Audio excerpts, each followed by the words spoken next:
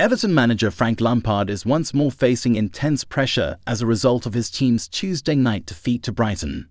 Although it is thought that there are no urgent intentions to fire the 44-year-old with another relegation struggle on the horizon, he is in a precarious position.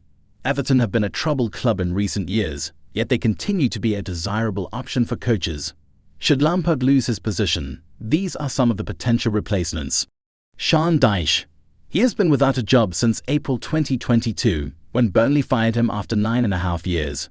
He has been happy spending time with his family and working in the media, but must be eager to return to management, and Everton may offer him the finest chance.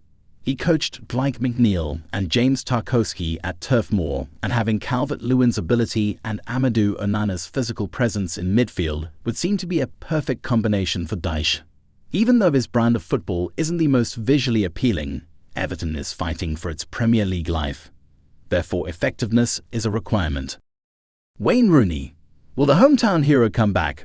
The owners of Everton, who are desperate and unpopular, may turn to Rooney as a result of the emotional pull.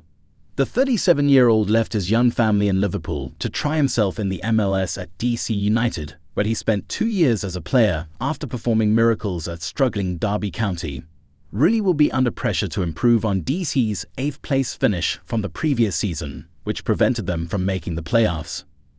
The pressure to keep his childhood team in the Premier League, though, would be on a whole other level. Would it be a good idea for him to get involved with a team that is in such chaos at this point in his managerial career? Roberto Martinez. After his Belgian squad struggled badly in the World Cup, he is yet another manager out of a job, and his reputation isn't exactly stellar. What will Martinez do with Neil Maupay, Mason Holgate, and Tom Davies, given that he was unable to harness the talent of players like Kevin De Bruyne, Romelu Lukaku, and Eden Hazard in important tournaments?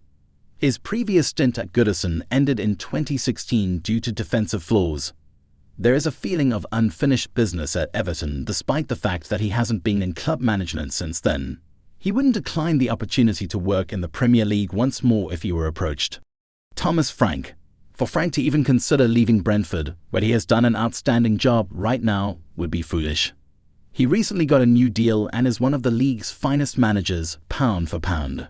However, Everton might believe it would be foolish not to approach and try to persuade him to come to Goodison. Frank has all the skills necessary to keep Everton secure and turn around their fortunes if the board gives him the correct support. Marcelo Bielsa. Perhaps Everton needs a little bit of anarchy to get them going, and Bielsa could be the one to bring it. Despite the way things ended last year, he will always be a beloved character at Leeds, and the fact that he was heavily linked with Bournemouth until Gary O'Neill was hired on a permanent basis implies that he still has time left in England. There is little doubt that several members of the present squad could use putting up the work and dedication he requires of them. However, his high-intensity approach is best executed with a complete preseason. Other contenders. Another former player whose selection may find favour with fans is Duncan Ferguson. He has served as Goodison Park's interim manager twice. During earlier searches for a new manager, Nuno Espirito Santo and the Everton board had discussions about him taking over. Other candidates may include Ange Postecoglou, the current manager of Celtic, and Brendan Rodgers, the manager of Leicester City, while Thomas Tuchel, Ole Gunnar Solskjaer, and Mauricio Pochettino are among the football managers without a job in the world.